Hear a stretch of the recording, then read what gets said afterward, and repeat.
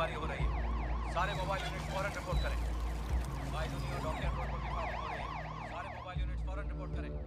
एक ऐसा शख्स जिसका नाम सुनते ही शहर में खौफ का माहौल पैदा हो जाता है। पॉपुलेशन की दृष्टि से विश्व का 7वां सबसे बड़ा शहर मुंबई है, जिसका पुराना नाम बम्बई था। बम्बई को माया नगरी यानी सिटी ऑफ ड्रीम के नाम से जाना जाता था। यहाँ हजारों नौजवान अपनी ड्रीम के साथ आते थे। याद रहे ये बात आज की मॉडर्न मुंबई की नहीं, ये बात कल की मेडाइवल बम्बई की। हार्ड वर्क और स्ट्रगल के बाद आज भी मुंबई अपना मैजिक दिखाती है। अगर आपकी मेहनत अच्छी है और आपका स्ट्रगल कामयाब हो जाता है तो ये शहर आपको बेशुमार नाम, दौलत, शोहरत जरूर देती है। वही लोगों को एक तरफ मंजिल की तलाश और सपनों को बड़ा करती है मुंबई, तो दूसरी तरफ जुर्म की दुनिया में फौलादी रूप ले लेती है मुंबई की काली रात। उसी मुंबई की काली रात में जहाँ दूरदर्शन भी नहीं होता है, वहाँ क्राइम का अंजाम देने वाला शख्स देश की बढ़ती महंगाई के साथ बढ़ रहा है। यह कहानी है उस शख्स की जो चंद लम्हों में सारे शहर को वीरान कर देता है। यह कहानी है उस शख्स की जो धमाकों की आवाज में दफन कर देता है पूरी बम्बई शहर को। यह कहानी है अंडरवर्ल्ड डॉन दाऊद इब्राहिम। कहा जाता है कि जुर्म के रास्ते कितने भी मखमली क्यों न, पर खत्म तो जेल के कंबल में ही होता है, लेकिन ऐसा बिल्कुल नहीं हुआ। बात है साल 1993 की मुंबई बम ब्लास्ट, जिसका दाऊद ने भयानक अंजाम दिया, पर दाऊद पुलिस की नजरों से बच निकला। यह सारा जुर्म दाऊद के डी कंपनी से ऑर्गेनाइज हुआ। तो हमेशा ही मुंबई में मतलब कहीं में रहता ही। Organized crime really exploded in the 90s. सरेआम मर्डर होती थी, कोई सेफ नहीं था। My main focus was on Dawood Ibrahim, the boss of the Mumbai organized crime syndicate, the D Company. He decided that I've got to get these fellows, come what may. अगर वो डरा सकते हैं public को, तो हम भी उनको डरा सकते हैं। दाऊद का जन्म 1955 में मुंबई के ठाणे जिले के डोंगरी में हुआ था। दाऊद का पिता का नाम इब्राहिम कासकर था, जो कि मुंबई पुलिस में हेड कांस्टेबल के पद पर कार्यरत थे। माता का नाम अमीना भी था। इब्राहिम कासकर का 7 बेटे और 4 बेटियां थी। दाऊद कासकर का दूसरा बेटा था। पुलिस कांस्टेबल की नौकरी करके इब्राहिम कासकर अपने परिवार को चला रहे थे। एक कांस्टेबल की नौकरी करके पूरे परिवार को चलाना काफी मुश्किल भरी रास्तों से गुजरना पड़ रहा था। इब्राहिम कासकर का सपना था कि दाऊद पढ़ लिख कर कोई पुलिस ऑफिसर बने। कहते हैं कि मुंबई में सच्चे सपने देखने वालों का हालात देर सवेर बदलते हैं, तो कासकर परिवार के भी हालात बदले, लेकिन अच्छे के लिए नहीं। किसी केस में गड़बड़ी के कारण इब्राहिम कासकर को सस्पेंड कर दिया गया। जहां वैसे ही पैसों के तंगी के कारण मुंबई जैसे महंगी शहरों में राशन पानी मुश्किल हो रहा था, वहां अब दिन चाहे उपवास रहने लगे। खाना सबसे जरूरी चीज होता है, तो इसीलिए दाऊद को इंग्लिश मीडियम स्कूल से निकलवाना पड़ा। 1965 का समय था और दाऊद 10 साल का हो गया था। स्कूल छोड़ने के बाद दाऊद दिन भर डोंगरी के अय्याश लड़कों के साथ आवारागर्दी करता फिरता था। क्रिकेट का शौक भी दाऊद को उसी समय लगा। खाली टाइम में दाऊद क्रिकेट खेला करता था। इब्राहिम अपने लड़के पर नजर नहीं रखता था, उसका पूरा ध्यान अपने परिवार को चलाने में था, क्योंकि कासकर के सस्पेंशन के बाद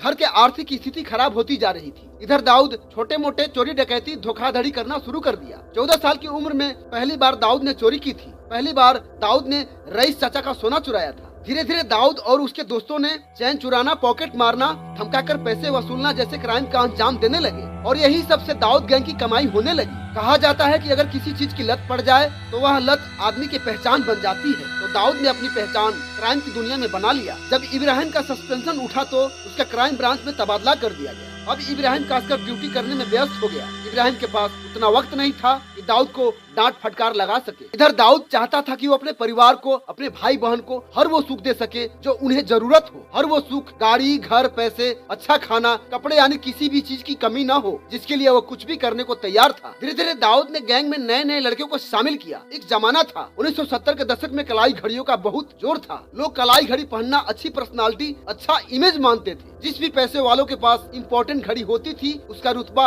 अलग ही होता था। दाऊद के गैंग किसी चलते फिरते लोगों को, छोटे मोटे बिजनेसमैनों को अच्छी और महंगी घड़ी को दिखाकर घड़ी बेचना चालू किए। लोगों को लालच दिया करते थे कि इतनी अच्छी घड़ी इतने कम दाम में आपको कहीं नहीं मिलेगी। लोग वॉच लेकर जब घर जाकर वॉच का पैक खोलते थे तो उस डिब्बे में कोई नॉर्मल सी घड़ी या पत्थर जैसे सामान मिलता था। ये खेल दाऊद के गैंग ने कुछ सालों तक खेलता रहा, जिससे दाऊद गैंग की अच्छी कमाई भी हो जाती थी और नौजवानों को अच्छी पर्सनालिटी में रहने का मौका भी मिलता था। धीरे धीरे पुलिस के पास ऐसे धांधली का रिपोर्ट जाने लगा। पुलिस कई बार इन गिरोहों को पकड़ना चाहा, लेकिन लड़कों का गिरोह इतना मजबूत था कि पुलिस का भनक जैसे ही पड़ता था कि पुलिस की रेड पड़ने वाली है, तो लड़के अपना सारा सामान समेट करके अपने अपने घर भाग जाते थे। कुछ दिन अपने गाँव ही रहते थे। मामला ठंडा होने के बाद वो सभी लड़के वापस आ जाते थे और फिर वही काम शुरू कर दिया करते थे। अगर कोई पकड़ा भी जाता था तो वो लड़का पुलिस के पास अपना मुंह नहीं खोलता था। ये ठगी और इसके साथ लड़कों के भरोसे को देखकर दाऊद का कॉन्फिडेंस और बढ़ता गया। उसे लगने लगा कि वो अपना परचम और लहरा सकता है और दाऊद को लगा कि वो मुंबई पर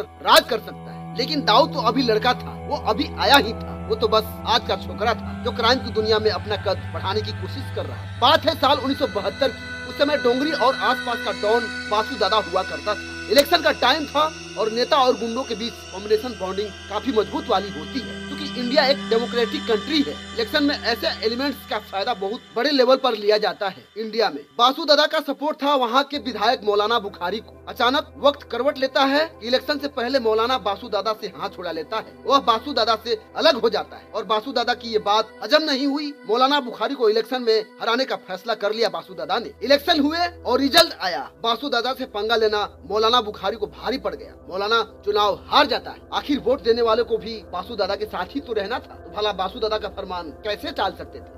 मौलाना चुनाव हार गया, मगर हार के बाद भी अपना तिगड़म लगाता रहा। उसने यंग पार्टी बनाई और उसमें नौजवानों को शामिल किया, क्योंकि उसके पास लड़के तो थे ही। मौलाना बुखारी दाऊद से मिला और दाऊद को यंग पार्टी का प्रेसिडेंट बना दिया। मौलाना का उद्देश्य तो था कि इलेक्शन के रिजल्ट को पलट दिया जाए। यंग पार्टी ने इलेक्शन कमीशन में अपील दायर किया कि चुनाव में धांधली हुआ है। हालांकि इलेक्शन कमीशन ने अर्जी को खारिज कर दी। यंग पार्टी से मौलाना बुखारी को तो कुछ फायदा हुआ नहीं, मगर यंग पार्टी के प्रेसिडेंट होने से फायदा दाऊद इब्राहिम को जरूर हुआ। इधर मौलाना बुखारी अपनी हार मानकर पर्दे के पीछे चला जाता है। दाऊद ने यंग पार्टी के जरिए जबरदस्ती वसूली का काम चालू कर दिया। इससे अच्छे कमाने का जरिया भी बन गया। इधर बासु दादा को दाऊद का ये कारनामा आंखों में चुभने लगा। 1974 में एक दिन दाऊद गैंग के लड़के को बासु दादा के भाई हामिद ने बहुत पीटा। दाऊद इस पर बहुत गुस्सा हुआ। दाऊद चाहता तो बड़े आराम से हामिद को सबक सिखा सकता था, क्योंकि उसके पास गैंग था। दाऊद को पता था कि बासु पठान बड़ा डॉन है। उसके पिता इब्राहिम कास्कर पर बासु दादा का कई एहसान थे, मगर हामिद ने यहाँ गलती कर दिया था। उसने खुद ही मान लिया कि उसने दाऊद के लड़के को पीटा है। बासु दादा ने हामिद पर खूब चिल्लाया, खूब गुस्सा हुआ, मगर हामिद ने सफेद झूठ बोल दिया। उसने कहा कि दाऊद ने बासु दादा को गालियाँ दे रहा था, इसीलिए उसने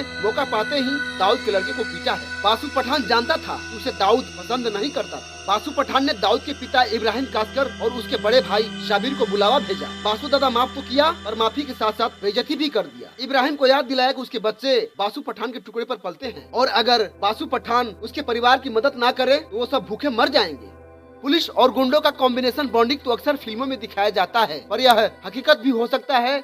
इसे इमेजिन करना काफी दुर्लभ है, पर असंभव नहीं। बासु पठान ने काफी जलील करके इब्राहिम कास्कर को छोड़ तो दिया, पर यह बेइज्जती इब्राहिम कास्कर के बड़े लड़के शाबिर को हजम नहीं हुआ। वह सारी बातें जाकर दाऊद को बता दिया। यह सारी जिल्लत भरी कहानियां सुनकर दाऊद का चेहरा गुस्से से लाल हो गया। वह जानता था कि बासु पठान बहुत ज्यादा एहसान भी किए, मगर उसे यह भी मालूम था कि कहीं न कहीं दाऊद के पिता इब्राहिम कास्कर ने भी बासु दादा के लिए काम किया था। दाऊद अपने बाप की बेइज्जती के खिलाफ बासु दादा पर हमला करने का मन बना लिया। उसको पता था कि बासु पठान हर फ्राइडे को नमाज पढ़ने मस्जिद आता है। इस वक्त ना उसके पास ज्यादा बंदूकें रहती है और न ही पठान गैंग के लोग। दाऊद ने यह सोच लिया कि इससे अच्छा मौका और नहीं हो सकता है, तो पूरी प्लानिंग के साथ दाऊद ने अपने लड़के को तैनात कर दिया। जैसे ही बासु पठान नमाज पढ़कर निकला, दाऊद के गैंग ने उस पर हमला बोल दिया। इधर दाऊद गैंग से उधर बासु पठान से भिड़ंत हो गया, क्योंकि बासु पठान तो उस दिन अकेला था। दाऊद के लड़के ने बोतल और कांच से पठान पर वार कर रहे थे। उसमें बासु पठान को काफी चोटें आई। इधर पठान निहत्था था। वो समझ गया कि यह लड़ाई आज जीती नहीं जा सकती। किसी भी तरह वह कार में बैठकर बच निकला। मस्जिद के अगल बगल खड़े लोग उस दिन शेर जैसा जिगरा रखने वाला बासु पठान को कसमकस होते हुए पहली बार देखा था। बासु को अपना दरबार पहुंचने से पहले दाऊद अपने गैंग को लेकर बासु पठान के दरबार पहुंच जाता है और वहां बासु दादा के सारे सामान को तोड़-फोड़ मचा दिया, सारे चीज को नष्ट कर दिया। यह सारे कारनामे एक लड़ाई, एक नुकसान तो था ही, पर उस दिन बासु पठान के इज्जत और अहंकार पर वार हो रहा था। अब आप सोच रहे होंगे कि बासु पठान पलटकर वार तो करेगा ही, लेकिन ऐसा बिल्कुल नहीं हुआ। शायद दाऊद की किस्मत अच्छी थी या फिर बासु दादा की बदनसीबी। मुंबई पुलिस दादा को अरेस्ट कर लेती है। कोई मजबूत सबूत पुलिस के हाथ लग गए थे और दादा जेल में चला गया। बासु पठान को जेल जाने से दाऊद को जबरदस्त फायदा हुआ। वह पठान गैंग के एक बाहुबली गुर्गे खालिद से हाथ मिला लिया। चूँकि खालिद को कभी वो मान सम्मान नहीं मिला था, ये बात दाऊद अच्छी तरह से जानता था और इसका फायदा कैसे उठाना है ये दाऊद को अच्छी तरह से पता था। और दाऊद का यह दबदबा पूरी तरह से जम गया। डोंगरी का यह 17 साल का शेर अब जंगल में शिकार करने के लिए तैयार था। समय गुजरता गया, दाऊद अगला कोई बड़ा पंच मारने का फिराक में था। वह चाहता था कि वो मुंबई पर अकेला राज करे। बात है साल 1974 की। अब दाऊद 19 साल का हो गया था। उस समय मुंबई के हर एक एरिया में छोटे बड़े डॉन हुआ करते थे, लेकिन उस डॉन में एक जाने माने स्मगलर था और वो था हाजी मस्तान। हालांकि उस जमाने में तो और नाम चिन्ह डॉन हुआ करते थे, करीम लाला और बर्दराजन। उसका मकसद कभी किसी को फिजिकली नुकसान पहुंचाना नहीं था। वो हमेशा से पब्लिक की आंखों के सामने रहता था। वो हर बड़ी से बड़ी फिल्मी पार्टी, बड़े से बड़े इवेंट में मौजूद हुआ करता था। उसके सारे काले धंधे सबको खुश करते ही चलते थे, चाहे वह पुलिस हो, नेता हो या बड़े स्टार हो या इंडस्ट्रियल लोग। आए दिन टीवी अखबारों में हाजी मस्तान के चर्चे हुआ करते थे। दाऊद को यह सब देखकर उसकी आंखों में चुभता था। दाऊद को यह लगता था कि मस्तान इज्जत, दौलत, शोहरत सब कमा लेता है और समाज और पुलिस के बीच बुरा बनने से भी बच जाता है। दाऊद ने यह तय किया कि अगर उसे मुंबई पर राज करनी है तो उसे हाजी मस्तान के ऊपर से गुजरना होगा। दाऊद बस अब मौके का इंतजार में था कि मस्तान के गुर्गे और दाऊद के गुर्गे में भिड़ंत हो जाती और उसमें दाऊद के लड़के बुरी तरह से पिट जाते। जैसे ही दाऊद को यह पता चला, वह बदले की आग में जलने लगा। पर दाऊद मस्तान की पावर को जानता था। उसे मालूम था कि बासु पठान के जैसे मस्तान को नहीं हराया जा सकता है। मस्तान को अपनी एक ही चीज पर नाज था और वही उसकी इकलौती कमजोरी भी थी, यानी पैसा। बस अब क्या था, दाऊद ने यह प्लान बनाया कि मस्तान का पैसा लूटा जाए। डॉग्स का माल स्मगलिंग पर जब बिकता था तो उसका एक हिस्सा मस्तान को पहुंचा दिया जाता था। पैसा पहुंचाने का काम मस्तान ने कई मारवाड़ी सेठों को काम दिया हुआ था। वो सेठ पार्टी से पैसा लेकर उसे मस्तान के बताए हुए एड्रेस पर ले जाया करते थे। दिसंबर का टाइम था। दाऊद के अपने मुस्टंडे सैयद सुल्तान को एक ट्रिप मिली। उसे पता चला कि मस्तान के रुपए लेकर एक सेठ मस्जिद बंदर से मस्तान के घर जाएगा। बस दाऊद का वो टाइम आ ही गया। उसने 2 गुट तैयार की, एक को कॉर्निक बंदर ब्रिज के पास और दूसरे को मुसाफिर खाना के पास तैनात किया। यह सभी कारनामे फिल्मी अंदाज में हो रहे थे। दाऊद की क्राइम की दुनिया भले ही आसमां छू रही थी, मगर अपने गैंग को फिल्मी स्टाइलों में मेंटेन करता था दाऊद। इन्फॉर्मर को साथ लिए दाऊद का मुस्टंडा सैयद सुल्तान ब्रिज पर खड़ा हर जाने वाली टैक्सी के अंदर देख रहा था। एक टैक्सी को इशारा करते हुए इन्फॉर्मर ने कहा कि यही वह सेठ है जो मस्तान का पैसा लेकर जा रहा है। सैयद सुल्तान ने टैक्सी का पीछा किया। कुछ दूरी पर दाऊद अपने टीम के साथ खड़ा स्टाइल मार रहा था। मुंह में सिगरेट, शर्ट के कलर तने हुए, ऊपर के 4 बटन खुले हुए, आंखों में काला चश्मा। दाऊद और उसके साथी किसी फिल्मी सितारों से कम नहीं लग रहे थे। उस दिन आपस में हंसी मजाक भी चल रहा था। धुएं के छल्ले उड़ा रहे थे। दाऊद ने एक ठेले को ढकेलते हुए टैक्सी को रोका। दाऊद गन चमकाते हुए, गरजते हुए धमकाकर सारा पैसा लूट लिया। दाऊद पैसा लेकर फरार हो गया। यह चोरी दाऊद की चोरियों में से सबसे बड़ी चोरी मानी जाती थी। इसका पुलिस रिकॉर्ड भी सबसे बड़े केस में दर्ज हुआ। अगर मस्तान का पैसा होता तो ये खबर किसी को नहीं लगती, मगर ये तो किसी बैंक का पैसा था। इन्फॉर्मर ने गलत मैसेज दे दिया था। दाऊद मस्तान पर अपनी जीत का जश्न ही मना रहा था कि अगले दिन सभी छोटे बड़े अखबारों में दाऊद के फोटो छप गए। क्योंकि यह बैंक का पैसा था, किसी डकैत का पैसा डकैती किया हुआ नहीं था। दाऊद के पिता इब्राहिम कासकर अपने बेटे के किए हुए इस कारनामे को अखबार में पढ़कर सन्न रह गया। उसकी पैरों तले जमीन खिसक गई। पुलिस ने दाऊद के कुछ लड़के को तो पकड़ ही लिया, मगर दाऊद और उसका बड़ा भाई साबिर पुलिस के हिरासत से परे थे। क्राइम ब्रांच के ऑफिसर ने दाऊद के पिता इब्राहिम कासकर को भी कांटेक्ट किया। हालांकि इब्राहिम कासकर का भी सस्पेंशन के बाद क्राइम ब्रांच में ही तबादला हुआ था। क्राइम ब्रांच के ऑफिसर ने इब्राहिम को कांटेक्ट किया। वो जानते थे कि इब्राहिम जबान का पक्का है। जैसे ही इब्राहिम ने वादा किया कि वो अपने दोनों लड़कों को पुलिस के हवाले कर देगा, तो पुलिस भी निश्चित हो गई। काफी तलाश के बाद इब्राहिम ने साबिर और दाऊद को अपने रिश्तेदारों के यहाँ से ढूंढ निकाला और कमरे में बंद करके जम करके पिटाई कर दी। अगले दिन बिना खाना पीना दिए हुए इब्राहिम साबिर और दाऊद को पुलिस स्टेशन ले गया। पैसे बरामद तो हो गए, पर साबिर और दाऊद जेल की सलाखों के अंदर चले गए। हाजी मस्तान को यह खबर लगी कि डोंगरी का एक लड़का जिगर रखता है और आगे चलकर काम का हो सकता है, मगर दाऊद को किसी से काम नहीं था। उसका तो मकसद अभी अधूरा था। भले ही दाऊद मस्तान के इज्जत और पैसों पर चोट नहीं पहुंचाई, मगर वो उसकी नजरों में जरूर आ गया था और साथ ही साथ अपने चहेते मुंबई की नजर में भी। कुछ दिन जेल की सजा काटने के बाद दाऊद जेल से बाहर आ जाता है। मौलाना बुखारी से हाथ मिलाने और यंग पार्टी के लीडर बनने के बाद दाऊद को पता था कि राजनीति उसके रास्ते को पूरा करने का एक कारगर रास्ता हो सकता है। क्योंकि मौलाना बुखारी बासु दादा के समय भले ही चुनाव हार गया था, पर राजनीति का कुछ अनुभव दाऊद के तजुर्बे को रहस्यमय तो बना ही दिया था। बैंक डकैती के ठीक 2 साल बाद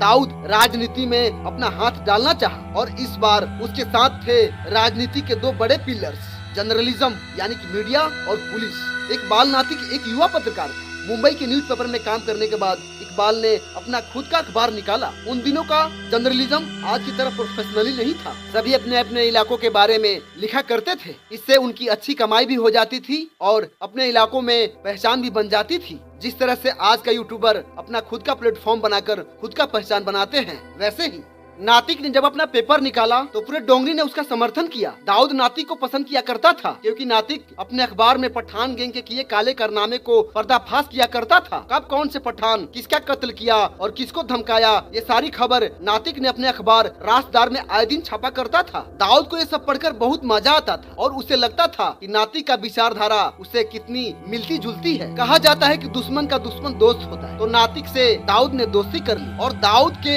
गुर्गे से नातिक को सारी उल्टी सीधी खबरें मिलती थी और दाऊद के कहने से नातिक क्राइमर पठानों के खिलाफ कुछ भी छापा करता था, जिससे पठानों का जीना हराम हो गया था। जब दाऊद ने राजनीति की तरफ रुख करना चाहा, उसे पत्रकार नातिक से अच्छा दोस्त कहीं दिखाई नहीं दिया। इकबाल नातिक को सपोर्ट करते हुए दाऊद ने 1977 के लोकसभा चुनाव में उसे निर्दलीय प्रत्याशी बना करके खड़ा कर दिया। पूरा डोंगरी मुहल्ला नातिक को जिताने में कोई कसर नहीं छोड़ा क्योंकि दाऊद का हाथ नातिक के सर पर था। ये डोंगरी के सभी लोग जानते थे, मगर ये नहीं जानते थे कि बाजी दोनों तरफ से खेली जाती थी। इलेक्शन के प्रचार में दाऊद ने दिन रात मेहनत किया, लेकिन पत्रकार नातिक चुनाव हार जाता है।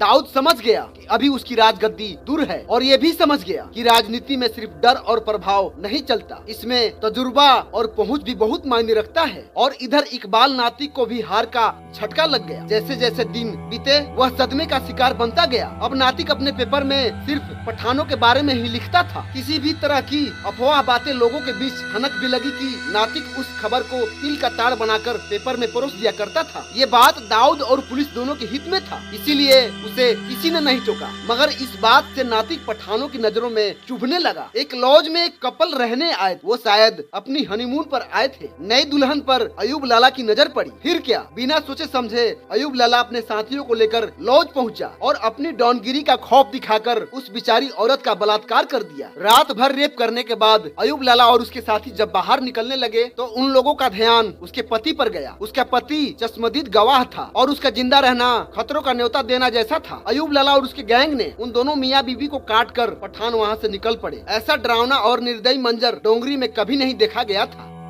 पुलिस से लेकर मीडिया सभी इस बात को लेकर खोज में लग गए कि आखिर यह भयानक हादसा किसने अंजाम दिया। जो लॉज के मालिक थे और उसके आसपास के लोग थे, वो भी अयूब लाला के डर से अपना मुंह नहीं खोलते।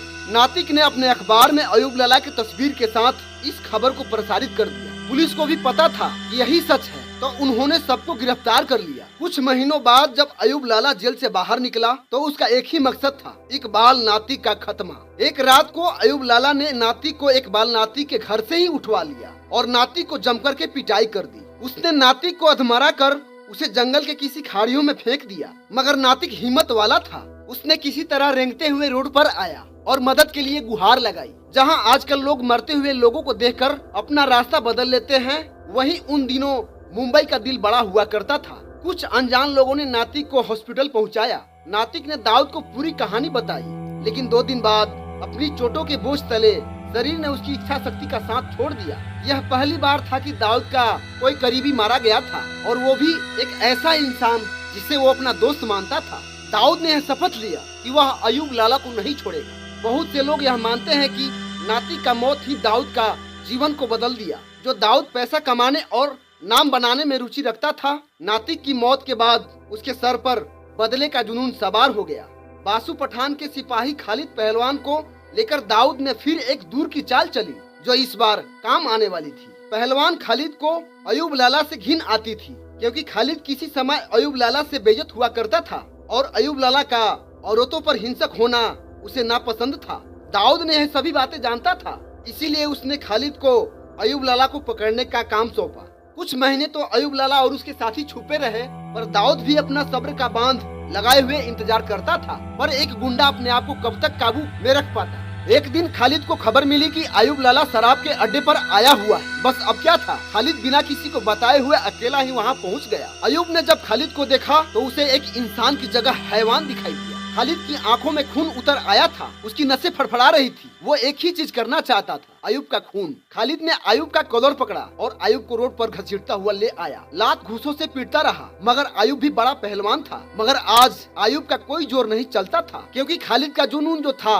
वह अयूब पर भारी पड़ गया। अंत में खालिद ने अयूब को चाकू गोदकर जान से मार डाला। लोग खड़े तमाशा देखते रहे और एक पहलवान ने दूसरे पहलवान को जान से मार डाला। पूरी डोंगरी में अब अयूब की मौत की चर्चाएं ही चलती थी। इधर दाऊद इब्राहिम बहुत खुश हुआ। सबकी आंखों में यह डर सा बन गया था कि अब उनका दादा दाऊद इब्राहिम ही है। डोंगरी का सबसे बड़ा डॉन दाऊद इब्राहिम यह लोगों के बीच खौफ सा बन गया था। दाऊद ने खालिद को अपने मुसाफिर खाना शिफ्ट कर दिया। अब कोई पठान खालिद का बाल भी बांका नहीं कर सकता। अब सिर्फ दाऊद की तोती ही बोलती थी। दाऊद भरी जवानी में ही एक खूंखार गैंगस्टर बन गया। अब उसका वर्चस्व अब और ऊपर ही चढ़ सकता था। दोस्तों, ये जितनी दाऊद की कहानी है उतनी ही मुंबई की। ये वो दौर था कि मुंबई रात की बाहों में रहती थी और रात की बाहों में रहती थी कुछ खतरनाक इरादे, कुछ खतरनाक लोग। 1980 के दशक में मुंबई पर राज करने वाला डॉन था हाजी मस्तान, करीम लाला, पठान गैंग और उभरता हुआ दाऊद गैंग। हाजी मस्तान और करीम लाला में गहरी दोस्ती थी। वो एक दूसरे को काम करते हुए मील बांटकर खाते थे। मगर दाऊद और पठान गैंग की दुश्मनी बढ़ती जा रही। पत्रकार इकबाल नातिक के मारे जाने के बाद दाऊद बस पठान गैंग को पतन करने में ही लगा था। जब किसी पठान की मौत होती थी तो करीम लाला को झटका लगता था, और जब दाऊद गैंग का कोई मारा जाता था तो मुंबई पुलिस को झटका लगता था। पुलिस को अगर किसी से परेशानी थी तो वो पठान गैंग से थी, क्योंकि पठान गैंग के दहशत से पूरा मुंबई डरा हुआ रहता था। इस दुश्मनी के चलते हाजी मस्तान के धंधे पर भी बुरा असर पड़ता था। वह कभी भी चैन से नहीं बैठ पाता था, क्योंकि कब उसका बना हुआ काम इन कल के आए हुए छोकरों से बिगड़ जाए ये हाजी मस्तान भी अंदाजा नहीं लगा सकता था। यह सभी सिलसिला देखते हुए हाजी मस्तान ने एक चाल चली। कहा जाता है कि किसी लड़ाई को जीतने के लिए कल, बल और छल का इस्तेमाल किया जाता है, तो मस्तान ने कल यानी बुद्धि का इस्तेमाल किया और मुंबई के सभी छोटे बड़े डॉन का एक मीटिंग बुला डाली। उस बैठक में पठान गैंग, करीम लाला, हाजी मस्तान और मुंबई के सारे छोटे बड़े गुंडों ने अपना प्रेजेंटेशन दिया। हाजी मस्तान सूट बूट पहने हुए 555 ब्रांड वाली सिगरेट की धुआं हवा में उछाल रहा होता है। उस कमरे में सभी छोटे बड़े डॉन बैठे हुए थे, मगर उस मीटिंग का एक ही मकसद था, हाजी मस्तान और दाऊद गैंग का सुलह करवाना। हाजी मस्तान ने बात शुरू किया। उसने कहा कि एक ही कौम के होते हुए हम भाई भाई आपस में लड़ते हैं तो उसे कितना दुख होता है। पठान गैंग ने दाऊद गैंग की बेईमानियों को दर्शाते हुए दाऊद को खूब बेइज्जत किया। दाऊद के लड़के तो आग बबूला हो गए, मगर दाऊद बड़े चालाक और शातिर दिमाग का लड़का था। वह खुद से वैसा कोई काम नहीं करता था जिससे दाऊद को और दाऊद के धंधे को नुकसान पहुंच सके। हालांकि उस मीटिंग में ऐसा कुछ होता तो बहुत खून खराबा हो जाता, क्योंकि अयूब के मौत के बाद पठान गैंग काफी सदमे में था। तब तक दाऊद खड़ा हो जाता है और हाजी मस्तान के पास जाता है। वैसे ही हाजी मस्तान 555 ब्रांड वाली सिगरेट फूंक रहा होता है कि दाऊद सिगरेट को हाथ में लेते हुए एक फूंक सिगरेट की चुस्कियां लेते हुए करीम लाला को देता है और सबके सामने बोल रहा होता है कि हम बड़ों का इज्जत करते हैं। ऐसा कर दिया मानो कि दाऊद सामने वालों को कितना इज्जत करता है। हाजी मस्तान समझ गया कि दाऊद जिगर वाला लड़का है और समझदार भी है, पर यह नहीं जानता था कि दाऊद उस पल का इंतजार कर रहा था कि मस्तान का झंडा झुकेगा और दाऊद उस पर चढ़कर अपना झंडा लहराएगा। मीटिंग खत्म हुआ और सभी लोग अपने अपने घर आए और अपने अपने कामों में व्यस्त हो गए। जब पूरे मुंबई के स्मगलर समुद्र और नाव से स्मगलिंग किया करते थे, तब दाऊद पहला स्मगलर बना जिसने एरोप्लेन से स्मगलिंग करना चालू किया। हवाई यातायात बढ़ रही थी और आज की तरह उस समय शक्ति भी नहीं थी। दाऊद गोल्ड का स्मगलिंग करना शुरू किया। दाऊद उस धंधे में खूब पैसा कमाया। पहली बार दाऊद को मुंबई छोटी नजर आने लगी। वो गुजरात और दमन के पोर्ट पर भी अपनी धाक जमाना शुरू कर दिया। दाऊद अब स्मगलिंग की दुनिया में देश विदेशों का यात्रा करने लग गया। वो हर साल दुबई के कई चक्कर लगाने लगा। जहां एक लड़का डोंगरी के लड़कों के साथ आवारागर्दी करता फिरता था, वह दाऊद का अब दुबई के शेखों के साथ उठना बैठना हो गया।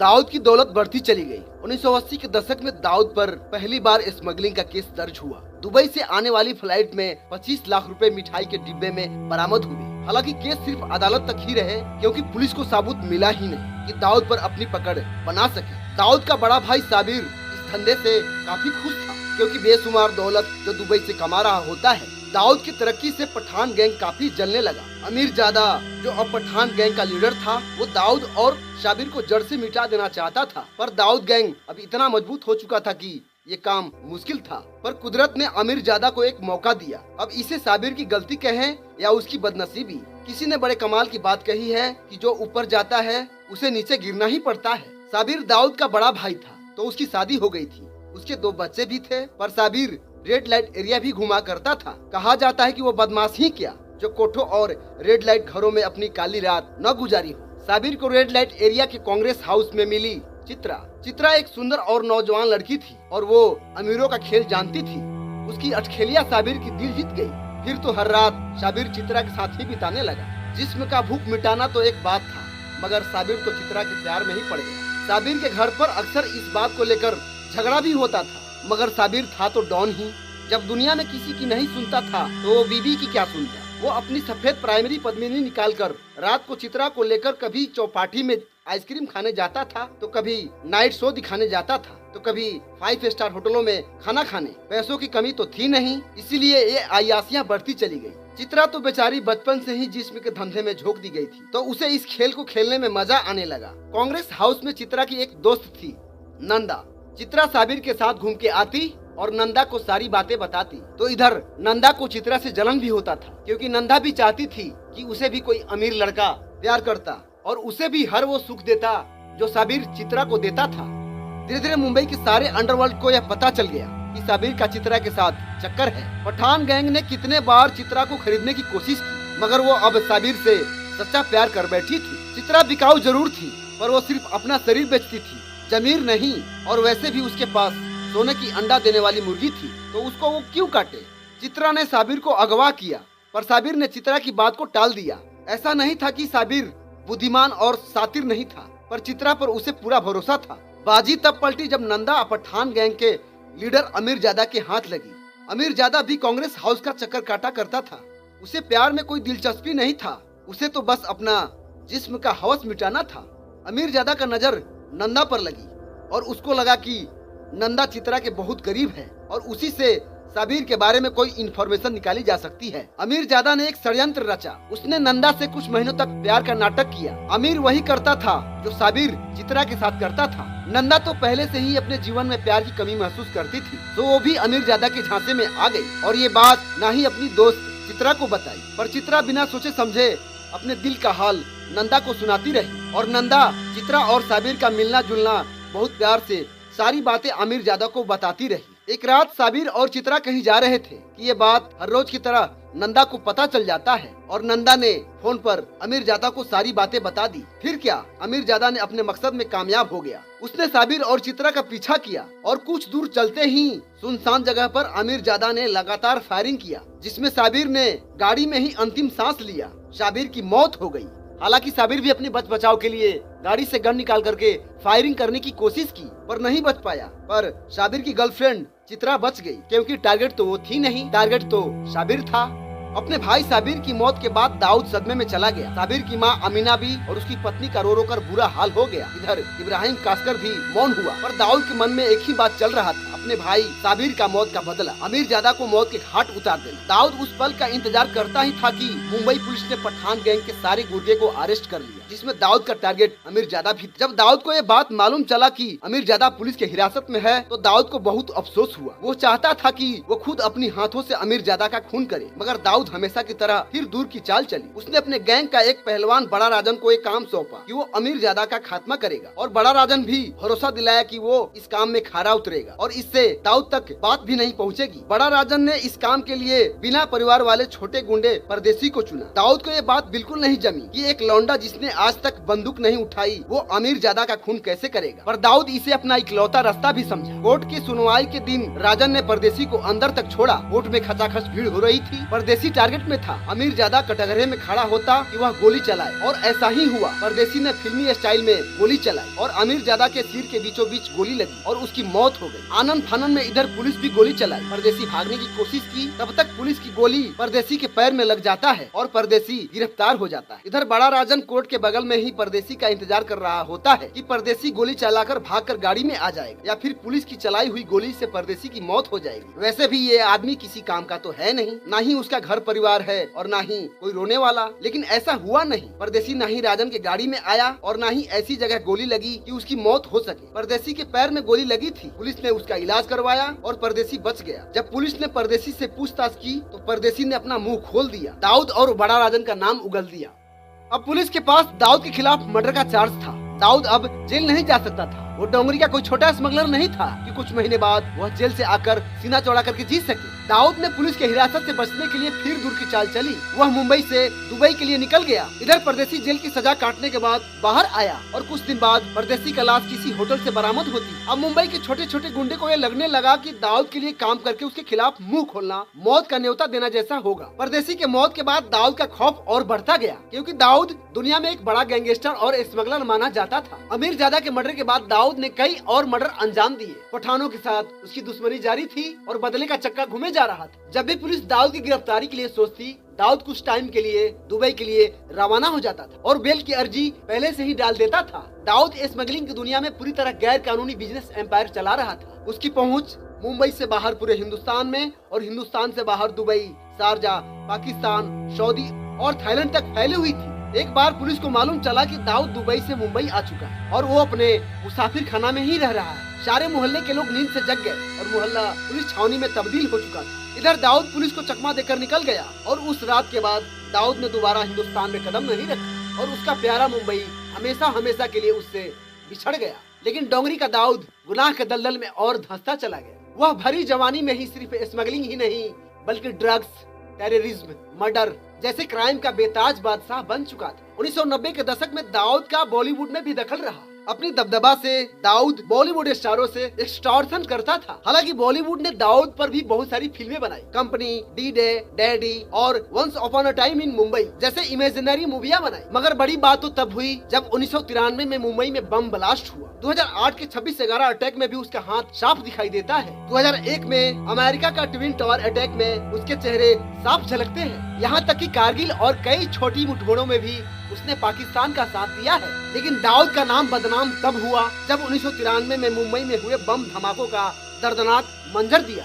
12 मार्च 1993 दिन के दोपहर सभी अपने अपने कामों में व्यस्त थे। सूरज से निकली हुई तेज धूप लोगों के लिए काफी थी। तभी मुंबई का इलाका एकाएक धमाकों की आवाज में दफन होने लगता है। भारतीय इतिहास का वो दिन जिसने देश में आतंकवाद का एक नई परिभाषा गढ़ दी। ठीक दिन के 1:30 बजे 32 मंजिला बॉम्बे स्टॉक एक्सचेंज की इमारत एकदम से हिल गई और लोगों ने धमाकों की एक ऐसी गूंज सुनी जिसने मुंबई की रफ्तार को ब्रेक लगा दी। धमाकों के बाद धुएं का गुब्बारा हवा में तैरने लगा तो तबाही का मंजर सामने आया। RDX से लदी कार में टाइमर के जरिए धमाका हुआ था जिसमें 84 लोगों की मौत हुई और 200 से ज्यादा लोग जख्मी हो गए। BSE का धमाका तो बस शुरुआत ही थी। इसके बाद शुरुआत हुआ धमाकों का सिलसिला। 45 मिनट बाद ठीक 2:15 बजे नरसिंहनाथ स्ट्रीट की अनाज मंडी में एक धमाका हुआ। मंडी में 5 लोगों की मौत हुई। गुलजार होने वाली अनाज मंडी में चीखें गूंजने लगी। जब तक शहर कुछ समझ पाता कि एक और धमाका होता है और इस बार जगह थी शिवसेना भवन। समय था दोपहर 2:30 बजे। शिवसेना धमाकों में 4 की जान गई और 50 लोग लहूलुहान हुए। 3 मिनट बाद ठीक 2:33 पर एक और धमाका होता है और यह धमाका स्टॉक एक्सचेंज के कुछ ही दूरी पर एयर इंडिया पार्किंग में धमाका हुआ। धमाकों ने 20 लोगों की मौत की नींद सुला दी और 87 लोग घायल हुए। 12 मिनट के भीतर ही 2:45 पर वर्ली का सेंचुरी बाजार के बस में धमाका हुआ जिसमें 113 लोगों की जान गई और लोग घायल हुए। उसी समय माहिम में धमाका हुआ और धमाकों में 3 की जान गई। इसके 20 मिनट बाद 3:05 पर हीरे जवाहरात का बाजार, हवेली बाजार धमाकों की आवाज से दहल उठा और 17 लोगों की मौत हुई। धमाकों का अफरा तफरी थमा ही नहीं कि बांद्रा के सी रॉक होटल में मौत का तांडव शुरू हुआ। 5 मिनट के बाद ही 3:10 पर होटल में धमाका हुआ। किस्मत अच्छी थी, इसमें किसी का नुकसान नहीं हुआ। ठीक 3 मिनट बाद 3:13 पर प्लाजा सिनेमा के पास धमाका हुआ और धमाकों ने 10 लोगों की जान ले ली जिसमें 37 लोग घायल हुए। अगला धमाका 7 मिनट बाद 3:20 पर जुहू सेंट्रल होटल में धमाका हुआ जिसमें 3 लोग बुरी तरह जख्मी हुए। धमाकों की आवाज थमा ही नहीं था कि ठीक 10 मिनट बाद 3:30 पर सहार हवाई अड्डा के पास एक धमाका हुआ और यहाँ भी किस्मत अच्छी थी कि कुछ नुकसान नहीं हुआ। अगला और अंतिम धमाका ठीक 10 मिनट बाद 3:40 पर एयरपोर्ट सेंट्रल होटल के पास धमाका हुआ जिसमें 3 लोग की जान गई। एक के बाद एक टोटल 12 सीरियल धमाका हुआ। वो दिन पूरी मुंबई धमाकों की आवाज में दफन हो चुका। 1993 के इस बम धमाकों में टोटल 257 लोग मारे गए और 1400 से ज्यादा लोग घायल हुए। इसके बाद तो मुंबई में मानो मातम सा पसर गया। चारों तरफ सन्नाटा फैल गया। ये सीरियल ब्लास्ट ने मुंबई की तस्वीर ही बदल डाली। होटल, बैंक, ऑफिस, मार्केट, सिनेमाघर, एयरपोर्ट को इसीलिए टारगेट किया गया था कि मुंबई की अर्थव्यवस्था को क्षति पहुंचाई जा सके। धमाकों में करीब 27 करोड़ संपत्ति का नुकसान हुआ था। पर सबसे बड़ा सवाल यह बनता है कि ऐसे बड़े बड़े क्राइम का अंजाम देने वाला शख्स आखिर रहता कहाँ था? वह आज तक कानून के शिकंजे में क्यों नहीं आया? सच्चाई तो यह थी कि दाऊद इंडिया छोड़ चुका था। वह दुबई, सऊदी, पाकिस्तान, लंदन जैसे विदेशों में बैठे बैठे भयानक मंजर देता रहा और 1993 के बम विस्फोट के टाइम वह लंदन में रहता था। 2003 में इंडिया और यूनाइटेड स्टेट अमेरिका ने दाऊद इब्राहिम को ग्लोबल टेररिस्ट घोषित किया, जिसे अंडरवर्ल्ड डॉन के नाम से जाना जाता है। इसी बीच 2016 में भारत के सुप्रसिद्ध सुप्रीम कोर्ट के वकील राम जेठमलानी, जो कि राज्यसभा सांसद रह चुके, उनसे लंदन में दाऊद ने बात किया। दाऊद ने कहा कि साहब मेरे ऊपर सिर्फ ये कहते हैं कि मैंने बड़ा गुनाह किया है, बम ब्लास्ट ये वो, और सब झूठी बात है। मैं आने के लिए तैयार हूँ, मगर मुझे सिर्फ ये एश्योरेंस चाहिए, तसल्ली चाहिए कि भाई मेरे को ये मारपीट नहीं करेंगे, 3rd डिग्री नहीं करेंगे और मेरे को हाउस अरेस्ट में रखो। I am defend my self. अगर मैं गुनाहगार, दाऊद बोला कि वह इंडिया आना चाहता था और अपने आप को सरेंडर करना चाहता कि वो बेगुनाह है, पर एडवोकेट साहब के सामने एक शर्त रखी कि वह पुलिस की 3rd डिग्री से परे रहे। राम जेठमलानी ने महाराष्ट्र सरकार से बातचीत की, मगर सत्ता में बैठे राजनेता इस प्रस्ताव को अनुमति देने से इनकार कर दिए, जिसके कारण अंडरवर्ल्ड डॉन आत्मसमर्पण नहीं किया।